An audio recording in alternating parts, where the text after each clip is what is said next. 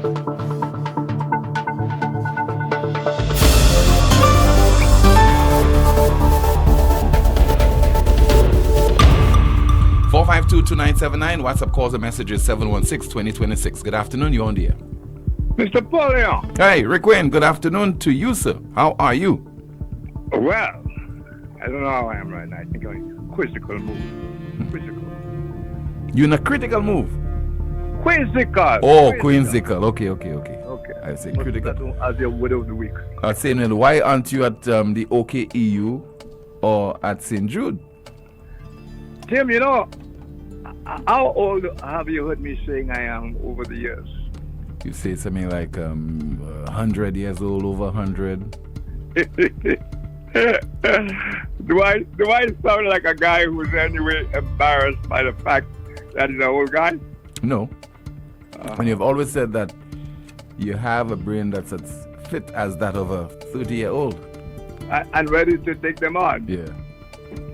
Do I sound like a guy whose memory is beginning to leave him? No.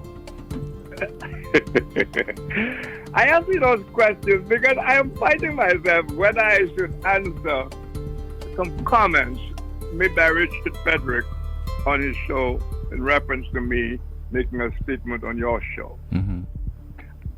And I know you have the clip. Yes. Well, so why haven't you thought that was enough interest to play? Well, Rick, who doesn't have the clip? Yeah, but it has gone viral.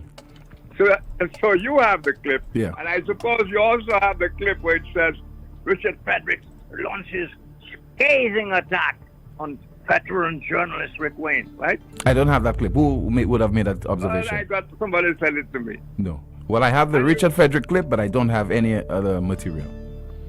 And what did you think of that clip, Tim? Which one? The Richard Frederick clip? Uh-huh. Well, I found it was out of character. I didn't see the. Well, it's unlike Richard. When I say out of character, I meant it's unlike Richard to attack you. Somehow I got the impression that he has never, in my memory, he has never really attacked you. So that's why I'm saying it's out of character. Would you consider that an attack on me, an attack, let alone a scathing attack? I think it was an attack on you because, for example, making ageism statements like making reference to your age. Please, don't do that, Tim. Don't. If it is attack, well, because I'm deciding whether I should go into that. Because, Tim, there's a saying, and people think it's Shakespeare, that you should suffer fools gladly. And people think that's Shakespeare. You've heard it. Yes, of course. Yeah. Actually, it comes from the Bible, from the second letter of Corinthians. All the Christians right now should be is blue. And it says, you who suffer fools gladly, seeing yourselves wise. You can understand that. Mm-hmm. Then there is the one that says, do not suffer fools, which means these people have little or no patience with people who speak or act out of stupidity. So don't take them on. But my favorite proverb in that regard is the Arab one that says, he who knows not and knows not that he knows not, he's a fool. Shun him. He who knows not and knows that he knows not is teachable. Teach him. He who knows and knows not that he knows not, he is asleep. Wake him. He who knows and knows that he knows, he's a wise fellow. Follow him. So what do I do? Do I take on this? I hate. Are you in a conundrum, sir? It is a conundrum, yeah. What to do about that? I mean, when Richard Frederick says, for example, I am a hypocrite. And why am I a hypocrite? And that's a word you introduced to most people in St. Lucia. Oh, yes. Yeah. And to the people as well. But I think, although people have seen the tape, Tim, I really wish you would play the tape. It wouldn't take much time, would it? So you will hold on while I play the clip? Yeah, I'll hold on. Okay, hold on. So we have the clip. We'll cue it up, and then we will press play so you could hear the comments that were made by MP for Castries Central, Richard Frederick, regarding contributor to this broadcast, Rick Wayne. This man called Rick Wayne. Rick, you are too hypocrite. And I'm going to show you out. I am going to show you out, Rick, because, I'm getting sick of you. I know you are an octogenarian. God willing, I may get there. I may die before I get there. And I want to compliment you of being there. But my good friend, I believe you need your rest. I believe you need... Yeah, you wanted to comment from there? Yeah, and we'll go along as well. Yeah, go ahead. So we'll press pause there. Tim, you see the arrogance. It's palpable arrogance, I have to call you. I am God. I am on Mount Olympus. I have a whole bunch of celebs waiting to curse you and talk about your mother this and your mother that, etc. everywhere. So I am going to call you Rick Wayne. And you know what, Rick Wayne? You're a hypocrite.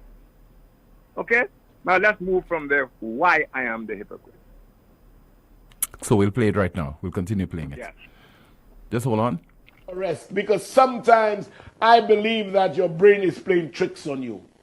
And you suffer acutely from amnesia. You suffer from amnesia, Rick. The Prime Minister... Okay, go ahead, Rick. Amnesia is memory loss. I think most people are flabbergasted, amazed at my powers of recollection. My recollection is so good that I could hold you for the next hour and discuss Richard Frederick's entry into politics without having to look for one note. Without having to refer to one note. And I will be spot on, and the only response can be, your mother this, and you're this, and that. By the way, I heard a fella calling you, can I use the word? What is that? I heard a guy calling you on one of the programs. Can I use the word that it's not a nice word? That is on Facebook. Yeah, on a live. Yeah. I look at everything, Can I use the word? Dare I use the word? Yeah, let me hear what the word is. The person was telling you off to leave Richard Frederick alone and don't talk about Pip and don't talk about whoever else. You get it? Yes. That is where we're living today. And many people have alerted me to it, and they have even sent the clip to me a couple times. That is what you are supposed to be afraid of. Yeah. That if you talk about certain people in this town, they're going to go and call you every woman you're supposed to have slept with. In my case, possibly how many men I've slept with, the size of my dick. We all know about that. That's been talked a lot about, right? Mm-hmm.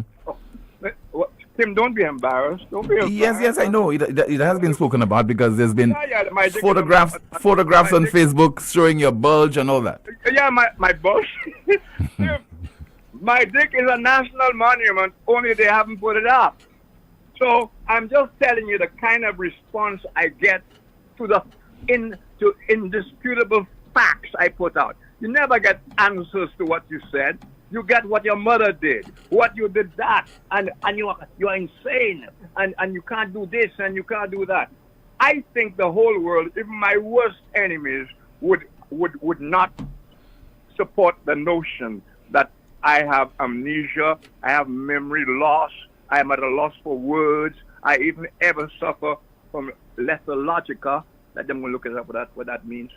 Those kind of things. You see where I'm going from there? Yeah. So now, I think we can easily dismiss the suggestion I'm amnesiac and shall we get away from that, right? Yeah. Okay. And by the way, I'm surprised none of your people in your chat room were interested enough to ask Tim to play the tape. I'm a little disappointed on. They did. on your celebs. Well, I'm being told by Kimani that there were pleas being made for us to play the tape. And by the way, I've had certain criticisms for calling Kimani Kim. Okay? So people don't like me calling her Kim. Okay, then go ahead. Yeah, so we'll play another part of the contribution by Richard Frederick. In addressing an audience, Philip J. Pierre used the words tall and short. Hear this well, you know, folks. Philip J. Pierre referred to some people as tall and some people as short. I want somebody to tell me what in those two words, tall and short, that sound insulting. What? Okay, go ahead, Rick. And that is what I talk about, insulting people's intelligence and what arrogance makes you do. When you end up believing your own publicity, when you end up reading your chat room and seeing a bunch of stupid scribbling crap that tells you how great you are, what a great author you are, how good looking you are, how your show is a classroom, you know? When you believe that crap and you don't realize there are a lot of people who watch your show for the Roro, just like people go to strip clubs in the dark. They don't want people to know they go to the strip clubs, but they do. You know what I'm saying? Mm-hmm. Just like when you have a porno magazine, you're not going to sit on a bus with a porno magazine wide open, but you're going to wait in the hide and doing your in the privacy of your home. Exactly. Yeah. But people will never know that you're a porn freak. So there are a lot of can I help you freaks who don't want people to know they're freaks. But you go and read the crap, what's the word? The gibberish, the unintelligent crap that's going there, and they're all the same. Hey, RF, your God, RF, and you end up believing that. That is the craziest thing for anybody to believe his own publicity or to really dance to the tune of his own gallery. I hope everybody's understanding what I'm saying there. So, go on, Tim. So, no, don't go on yet. The same thing, and you know the idiosyncrasies, the same crap they perpetrated on people in St. Lucia. Because they have a contempt. I tell you, when somebody tells you 1 and 1 is 8, who you know should know better, it's not the person who is stupid. It is the guy who actually walks away believing 1 and 1 is 8. So that, if Richard Frederick, you have a record of what Philip Pierre said about short and tall. And what he was doing was criticizing the public criticism of how he is handling the matter of the cost of living. Am I right? You're correct, Rick. Can you play that? I think your audience knows that. They do. But it's coming up anyway because Richard did play it in that particular contribution. Okay. Yeah. So I can say in advance. The speech was in retaliation to criticism about the way he was handling the cost of living. And so he went on to describe his critics and referred to them as whether short or tall. And right away, the laughter. Now, let me tell you something about laughter again. Because Richard Frederick says they are calling people hyena. You see, it's the same crap. When Alan Shastney said, it's not every barking dog I listen to. You know, I thought it was an inappropriate statement because he was singing opera to a hip-hop crowd. But Alan Shastney did not invent that trope about, I don't listen to every dog. Churchill did it. I can tell you a load of people who did it. Barking dogs don't bite. If you lie down with dogs, you get up with fleas. It's not every barking dog you should stop to throw stones at, because if you do, you'll never reach your destination. That's Churchill and so on and so on. But they made it look, barking dogs, you got to your shit. And so the zots, you got to your zot share. The insecure zots, instead of jumping on Alan in an intelligent way, because I have said it to Alan, I could criticize Alan in an intelligent way on that statement. But I wouldn't pretend that he was calling anybody dogs any more than Churchill was calling anybody dogs. Or all those other people were calling people dogs. There was a message in there, and we were talking about a figure of speech. Now, but it was a figure of speech when people were saying that Guy Joseph is Chasney's poodle. That's if you're a supporter of the St. Lucia Labour Party. Of course. So anyway, so that's a lie to suggest that anybody was calling anybody names. It was a comment made in relation to a statement that was not at all prime ministerial, because not only was it dumb, it was vindictive, and it also was pointing to something in the prime minister that he actually feels a certain way about short people or tall people, or it was an unnecessary statement. And if you like, Justice Alan Chasney could have used a different trope when he did.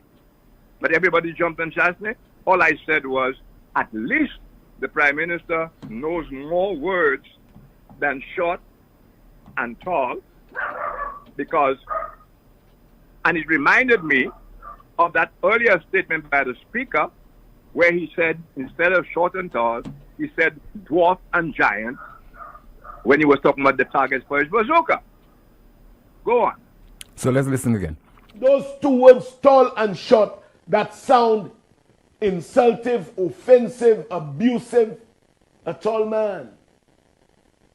You know, y'all need to be called out, Rick, and I will call you out. I want you all to take a listen to Rick. Take a listen to Rick before I finish with him. Play the script for me, please. The cost of living that they always make a big fuss about, the price of everything going up, and what the government is doing, all of them, short and tall, what the government is doing, how can we... My friend, the Prime Minister, not careful, almost repeats the very words that got Mr. Speaker into trouble. That whether you are a giant or a dwarf, you're going to feel his bazooka. The Prime Minister, on the other hand, changes the word dwarf to short, and he changes the word giant. Nobody can say his vocabulary is not good.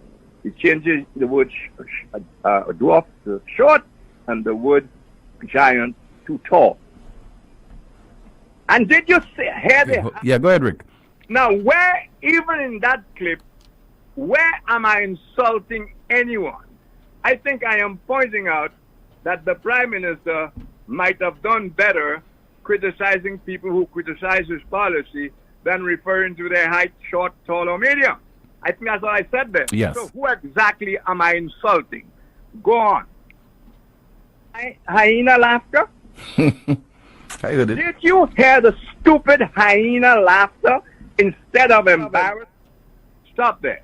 Because he goes on, what he's saying there, I think he actually says in the text yes, that I called people hyena. Yeah, but it was the laughter that you described. Wait, the mood. You know, thank you, Tim, but don't spoil my couple minutes. Mother Teresa. If somebody were to say, Mother Teresa, her laughter sounds like Kim Kardashian.